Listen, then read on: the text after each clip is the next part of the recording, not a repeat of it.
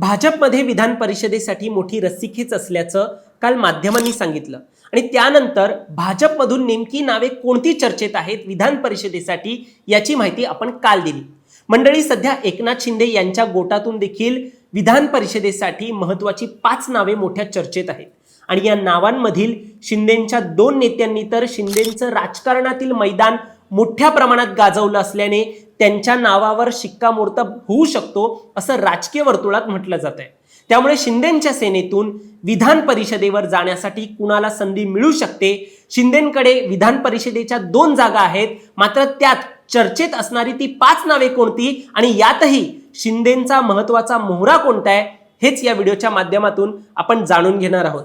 दरम्यान तुम्ही चॅनलवर नवीन आलाय तर लगेच सबस्क्राइब करा प्राईम टाइम महाराष्ट्राला, कारण असे राजकीय घडामोडी आपण नेहमी तुमच्यासाठी घेऊन येत असतो।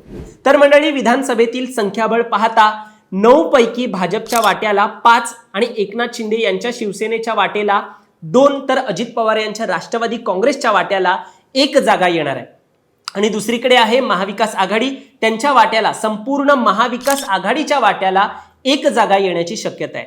या सगळ्यात फक्त एकनाथ शिंदे यांच्या शिवसेनेबद्दल सांगायचं झालं तर विधान परिषदेचे उपसभापती नीलम गोरे यांची मुदत आता संपत आलेली आहे आणि नीलमताई यांनी शिंदे यांच्या बाजूने वेळ पडली तर सत्ताधारी भाजपच्या विरोधात जाऊन विधिमंडळात काम केलेलं आहे आणि याचं उदाहरण द्यायचं झालं तर नुकतंच त्यांनी SP दोशी यांचं केलेलं निलंबन आपण लक्षात घेऊ शकतो, जे फडणवीसांना देखील पटलं नव्हतं आणि भाजपच्या नेत्यांनी मोठ्या प्रमाणात त्या निलंबनावरती आक्षेप घेतलेला, नीलम गोरे यांच्या निर्णयावरती आक्षेप घेतलेला, पण फक्त सेनेच्या नेत्यांवरती अन्याय झाल्याचं म्हणत त्यांनी तडकाफडकी एक पोलीस अधीक्षकाचं निलंबन केलं।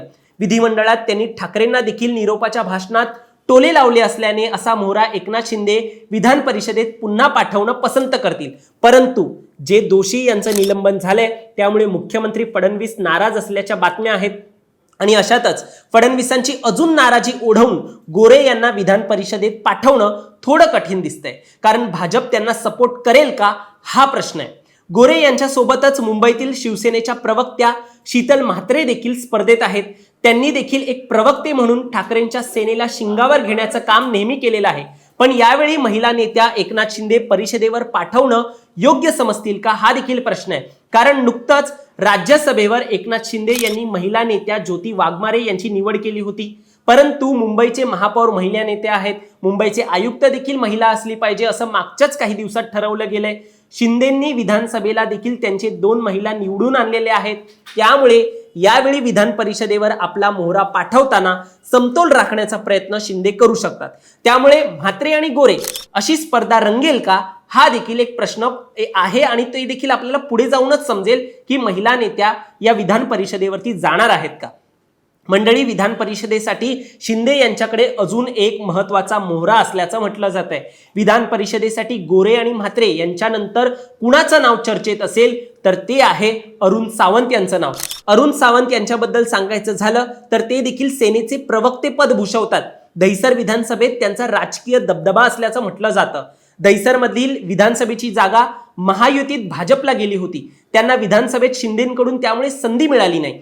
आता यावेळी विधान परिषदेतून त्यांना संधी मिळू शकते असं राजकीय वर्तुळात त्यामुळेच एक चर्चा आहे। महत्त्वाचं म्हणजे विविध माध्यमांतून त्यांनी देखील ठाकरेंच्या सेनेला मोठ्या प्रमाणात घेरल्याचं काम केलंय। अरुण सावंत हे शिंदेंच्या पक्षातील एक क्लीन राजकारणी आणि क्लीन व्यक्तिमत्व असणारे नेते आहेत। कोणत्याही वादग्रस्त प्रकरणात त्यांचं नाव नाहीये, त्यामुळे शिंदेंच्या गुड बुक्समध्ये असणारे नेते म्हणून अरुण सावंत यांना ओळखलं जातं आणि या सगळ्या कारणांमुळे विधान परिषदेची जागा त्यांना मिळू शकते असं राजकीय वर्तुळात एक म्हटलं जातंय। या व्यतिरिक्त माजी खासदार आनंद अडसूळ यांचे चिरंजीव अभिजित अडसूळ यांचं नाव देखील परिषदेसाठी एक चर्चेत आहे, पण मंडळी 2024ला त्यांना एकनाथ शिंदे यांनी दर्यापूर विधानसभेतून संधी दिली होती, मात्र त्यांना या संधीचं सोनं करता आलं नाही। त्यांच्याबरोबर महायुतीमध्ये बंडखोरी झाली, त्यांच्या विरोधात उमेदवार उतरवले गेले अशी देखील त्यावेळी एक चर्चा होती, ज्यात ठाकरेंची शिवसेना विरोधात उतरून एक जिंकून आली आणि त्यामुळे अडसूळ यांना पुन्हा संधी मिळणार आहे का हा प्रश्न आता त्यांच्या बाबतीत आहे। यानंतर चर्चेत असलेलं नाव आहे युवा सेनेचे कार्याध्यक्ष पूर्वेश सरनाईक। प्रताप सरनाईक यांचे पुत्र पूर्वेश सध्या युवा सेनेचे कार्याध्यक्ष आहेत। वडील प्रताप सरनाईक हे मंत्री आणि आमदार असल्याने मुलासाठी लॉबिंग होऊ शकते अशी राजकीय वर्तुळात चर्चा आहे।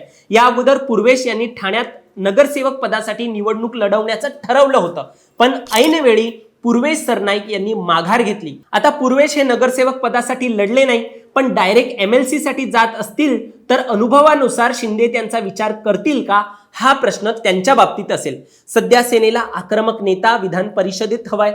ज्याप्रमाणे गोरे काम करत होते, शीतल म्हात्रे काम करतायत, तसाच ठाकरेंवर टीका करत त्यांच्या शिवसेनेला शिंगावर घेणारा योग्य उमेदवार हा एकनाथ शिंदे यांच्या पक्षाला हवाय. यात देखील शिंदेंनी जर एक महिला नेत्या आणि एक पुरुष नेतृत्व परिषदेत पाठवायचं ठरवलं, तेव्हा देखील अरुण सावंत यांचा विचार केला जाऊ शकतोय. आणि शिंदेंनी नेहमीच अशा निवडणुकीत धक्का तंत्राचा वापर केलाय. राज्यसभा निवडणुकीवेळी कोणाच्या ध्यानीमेनी एक नसलेलं नाव, आणि ते नाव म्हणजे प्रवक्त्या ज्योती वाघमारे यांचं नाव समोर आलेलं. अचानक खासदारकीची संधी देत शिंदेंनी धक्का तंत्राचा तेव्हा अवलंब केला होता. त्याचप्रमाणे विधान परिषद निवडणुकीसाठी पुन्हा एकनाथ शिंदे यांनी धक्का दिला तर अचानक अरुण सावंत यांच्यासारखं ध्यानीमानी नसलेलं नाव समोर येऊ शकतोय. विधानसभेतील संख्याबळ पाहता एक आमदार निवडून येण्यासाठी 28 आमदारांची गरज असते. त्यानुसार एकनाथ शिंदे यांच्या शिवसेनेचे 2 आमदार हमखास निवडून येतील. आता एप्रिल महिन्यात निवडणुकीची घोषणा होण्याची शक्यता आहे. त्यामुळे तुम्हाला यावर काय वाटतं, तुमचं मत देखील आम्हाला कमेंटमध्ये सांगा. आणि असेच राजकीय घडामोडी पाहण्यासाठी सबस्क्राईब करा प्राईम टाइम महाराष्ट्राला.